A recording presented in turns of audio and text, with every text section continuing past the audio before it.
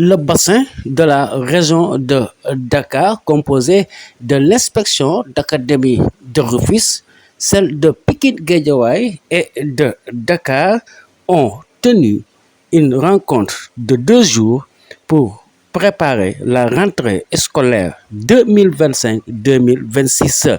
L'inspectrice d'académie de Rufisque est revenue sur le bilan. Donc nous sommes là aujourd'hui dans une réunion préparatoire de la rentrée scolaire. D'habitude, c'était un séminaire national qui se faisait au niveau de la Petite Côte avec l'ensemble des responsables des institutions éducatifs, les partenaires sociaux et les partenaires techniques et financiers, donc les parents d'élèves, les syndicats, mais également tous les partenaires au développement, autour de M. le ministre de l'Éducation nationale, du cabinet, du secrétaire général, les inspecteurs d'académie, les directeurs nationaux et chefs de service. Cette année, on a décidé d'innover en faisant les rencontres préparatoires au niveau académique. Et ça s'est fait par bassin. Ici, c'est le bassin de Dakar qui regroupe les académies de Dakar, Pikine-Guédiawaye et Rufisque. Donc, nous avons d'abord procédé à la collecte des données, donc pour montrer en fait quel est le bilan de l'année scolaire 2025, pour pouvoir maintenant nous projeter en 2026. Donc, il s'agit également de voir tous les problèmes que nous sommes en train de rencontrer pour y faire face et préparer une bonne rentrée scolaire.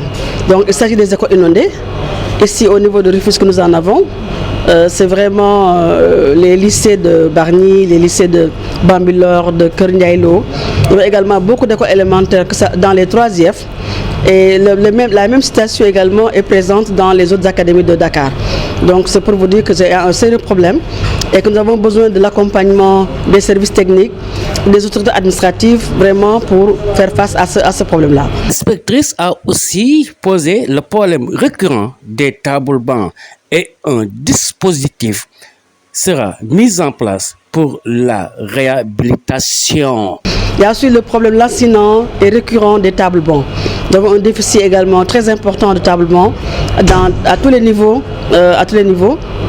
élémentaires, moyens et secondaires.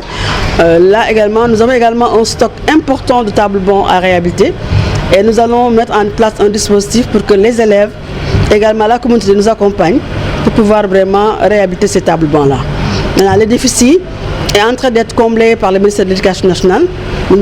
Sous peu, nous allons recevoir des tables-bancs. Donc, c'est toutes les académies.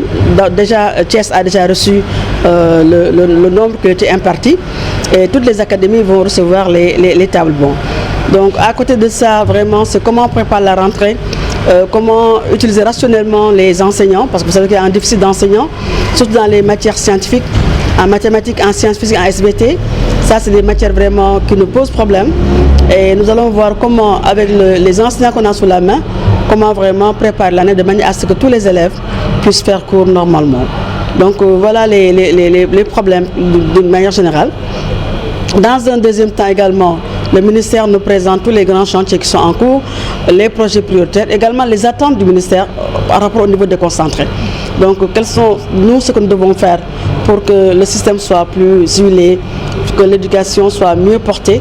Donc, c'est tout ça que ces 2 jours-là ont porté sur ces débats-là.